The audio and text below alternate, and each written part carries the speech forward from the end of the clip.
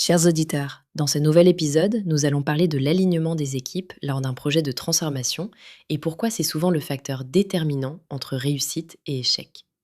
Aujourd'hui, nous proposons une approche simple et pragmatique, adaptée aux petites et moyennes entreprises ainsi qu'aux entreprises de taille intermédiaire qui reposent sur trois idées clés: clarté, cohérence et capacité d'action.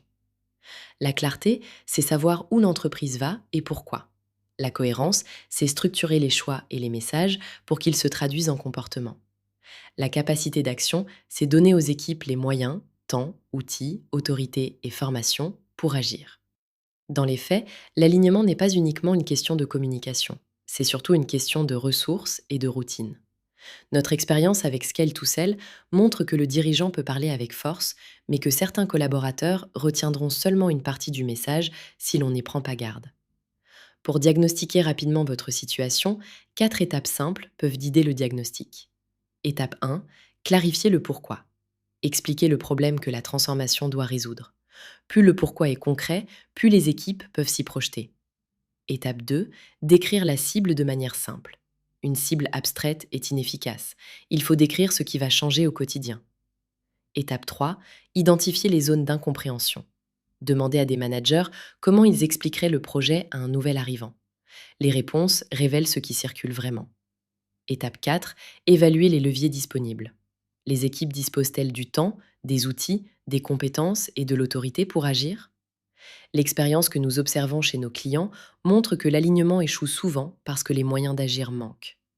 Ensuite, voici les erreurs les plus fréquentes et comment les éviter. Croire que le message a été compris du premier coup. Communiquer uniquement en top-down. Négliger l'impact émotionnel du changement. Avancer trop vite ou trop lentement. Ne pas donner de responsabilité claire. Les bonnes pratiques, elles, se résument en 3 étapes.